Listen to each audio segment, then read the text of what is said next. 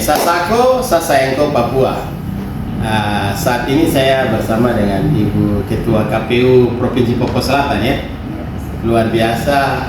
Saya Ibu Teresia Mahose, Ketua KPU Provinsi Papua Selatan. Ya, sebagai Kakanwil saya menyampaikan terima kasih karena Ibu Ketua KPU Papua Selatan yang pertama kali datang untuk beraudiensi langsung dengan saya. Dan memang kita sedang membahas tentang penyelenggaraan pemilu di lapas atau TPS khusus yang nanti akan dilakukan. Dan ini apresiasi karena dimulai dari paling timur Papua Selatan yang paling pengaruh sekali. Pertama saya menyampaikan terima kasih juga kepada Pak Kakanwil yang sudah menerima saya hari ini. Kita sudah berdiskusi banyak terkait dengan warga binaan khususnya di Papua Selatan, karena walau bagaimanapun warga binaan ini juga adalah warga negara yang mempunyai hak pilih yang harus kita pastikan dan akomodir untuk hari H nanti, karena kita akan melaksanakan pemilihan gubernur dan wakil gubernur ya, apalagi sebagai provinsi baru, Provinsi Papua Selatan DOB ini adalah pertama atau perdana kita akan menyelenggarakan pemilihan gubernur dan wakil gubernur, sehingga untuk warga binaan di lapas juga kita Papua Selatan khususnya penyelenggara harus memastikan bahwa mereka juga pada hari H nanti akan menggunakan hak pilihnya. Itu hak demokrasi dari setiap warga negara, tapi tidak hanya gubernur dan wakil gubernur, bupati dan wakil bupati juga ya di beberapa. Pertama saya juga lupa tadi menyampaikan ucapan terima kasih juga kepada Kanwil ya, artinya dari pengalaman pemilu kemarin ya, pemilu 2024 juga sudah banyak membantu, mendukung, mensupport kami penyelenggara, terutama terkait dengan kepastian dalam proses pemutaran data pemilih khususnya untuk warga binaan di lapas, karena kebetulan di Papua Selatan ini ada 2 kabupaten yang memiliki tanah merah, di mana dalam proses pemilu kemarin ini pemilu di lapas ini bisa berjalan juga dengan baik, aman, lancar, dan semua warga binaan di kedua lapas tersebut dapat menggunakan hak pilihnya.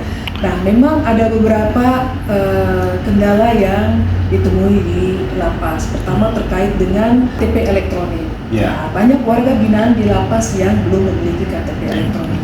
Kemudian yang berikut adalah walaupun mereka punya KTP elektronik, ada juga yang alamatnya di luar. Artinya alamatnya di luar, di mana dia dibina di lapas. Kemudian yang berikut yang kita temui ya di lapas itu banyak juga warga binaan yang belum paham terkait dengan proses ini. Misalnya ya mereka beranggapan bahwa ketika mereka punya KTP elektronik, meskipun itu alamat luar atau tidak, mereka berhak atau dapat menggunakan hak pilihnya. Namun secara aturan, ketentuan, mekanisme tidak demikian.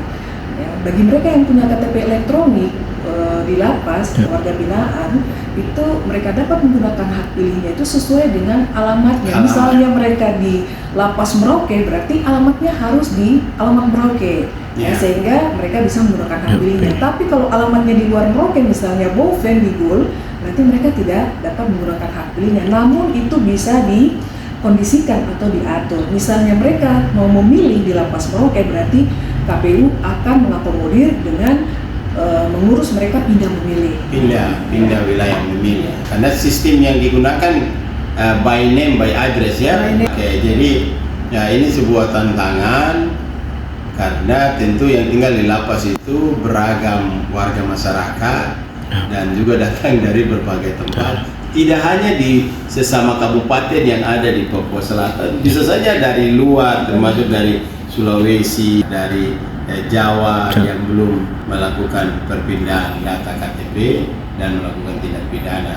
Dan itu memang ada ditemukan. Warga binaan ini menjadi perhatian dan prioritas kami juga KPU, karena dengan kondisi-kondisi yang ada ini tentunya kami terus KPU sebagai penyelenggara khususnya kita di Papua Selatan ini terus melakukan koordinasi, komunikasi untuk kita cari solusi terbaik dari kondisi-kondisi yang terjadi di khususnya lapas. Dan mungkin ke depan kita bisa MOU ya. Jadi untuk menjawab semua masalah-masalah ini, jadi kami kantor wilayah Kementerian Hukum dan HAM Papua siap bersinergi dengan KPU Papua Selatan, tapi juga pemerintah daerah, lebih khusus Dukcapil Papua Selatan dan pihak-pihak lain yang punya pengaruh terhadap upaya untuk memastikan setiap warga negara yang berada di lapas itu bisa menggunakan hak politik mereka, hak politiknya pada pemilu kada yang akan datang.